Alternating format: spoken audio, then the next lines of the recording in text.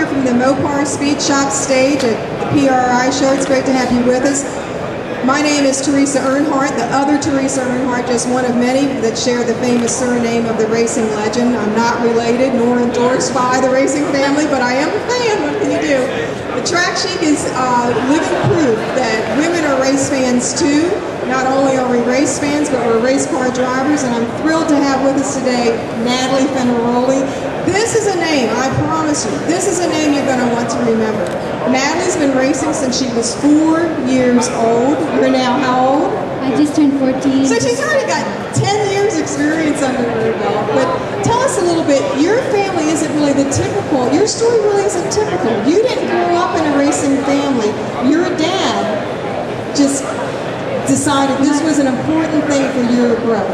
Yeah, he is, as a kind of father, he was listening to National Public Radio and he heard article, I guess you could say, a segment on how children's brain work and how they have a window in their brain where they learn stuff and it becomes embedded, and he wanted me to have some skills in a car before I ever got in one at 16, and so he told me to kind of, get used to it, and so he got me in a go-kart at I believe it was for my 4th birthday, and I've been racing ever since. He just kind of put me in it just to get used to being able in a car, getting those reaction skills, and it turned out I was actually pretty good at it. Well, yeah, pretty good. Didn't you finish first place in the karting championship series? Yeah, that was recently, and then as a kid kart, which is the first step in karting, which is where I started and a lot of racers start, as a kid kart, like the first couple years, of course, I wasn't great. Everybody starts at the bottom of the barrel, but within the last 2 years I was in the kid kart before I moved up to the next level. I won both championships, and then at the age of 7, I won a national championship in St. Louis. 7 national championship in St. Louis. That's pretty impressive, Natalie. Thank you. Thank you. I guess your dad's pretty proud. I'd like to think so. What about school? What do your friends think? A lot of people have different opinions. A lot of people don't realize kind of what it takes to do this. But a lot of my really good friends, I have a lot of racing friends as well as regular friends, and they kind of get the gist of what I do. And a lot of my friends actually know I'm out here this weekend, and we've made a couple really, really good deals. Mm-hmm. Now, when you were 12, you were selected to participate in the Lynn St. James Women in the Winter Circle Driver Development Program. Are you the youngest one to attend? I'm not really sure. It was me and 2 other girls, and Raquel Martinez, and the other girl's name was Abby, but I can't remember her last name. And we were indeed the 3 youngest girls to ever go through the program.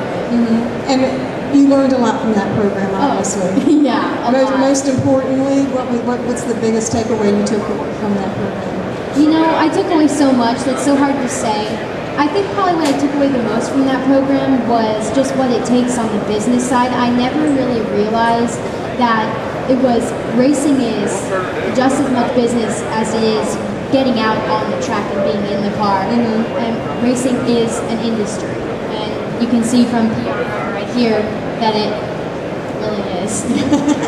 That's what you were telling me earlier, that 2008 you had a very successful year. Yeah. You just recently went to Oklahoma to test for get your competitor's license. Yeah. And now you're tall enough to reach the pedal, so you've moved up in classes. That's very cool. Yeah. And 2009 you've really been focusing more on the business end of it, which as it's equally important. If not more important, otherwise you don't get the seat time. So you came down here to PRI, went through the seminar yesterday. Tell us a little bit about that driver development seminar and your pit training. Oh yeah. Well, the Young Youth Driver Symposium put on by the Road Racers Club, Bobby Rahal, it was amazing. We learned so much. They had guest speakers, including Thompson Bell and Mike Sinicki and Tom Leo, the pit fit guy. And he's kind of an interactive guy. He had kids, not just kids. People come up on the stage, and different people do different stuff. And anyway, he picked me to come and do push-ups, and he told me asked me if I could do 20 push-ups, and I told him, yeah, I can do 20 push-ups. And he told me, do as many as you can, thinking, oh, she's kind of an Olympic girl, she's not going to be able to do 20 push-ups. And so at about 15 push-ups, he told me, can you do 30? And I said, yeah, I can do 30 push-ups. Well, I didn't actually say that. I was a little bit breath by then. So I went on and I did 30 push-ups, and he kind of lost his point in that women have a little bit more challenging upper body strength, but he was a good sport. He kind of sounds like a lot of fun. You showed him, didn't you? Yeah. So now you just this morning at 3 a.m. this morning, there was some pretty exciting news that was put out about you today, young lady. Let's share that with the audience. At 3 o'clock this morning, my dad finished my press release, and we were walking the floor here at PRI yesterday, and we talked to a karting team company.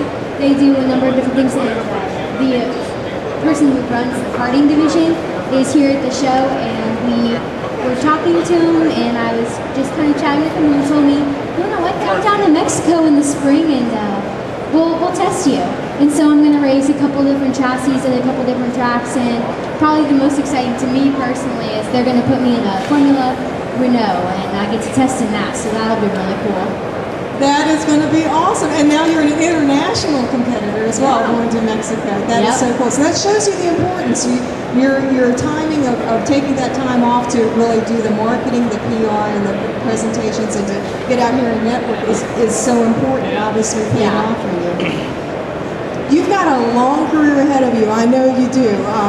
Who would you most like to thank for getting you this far so soon?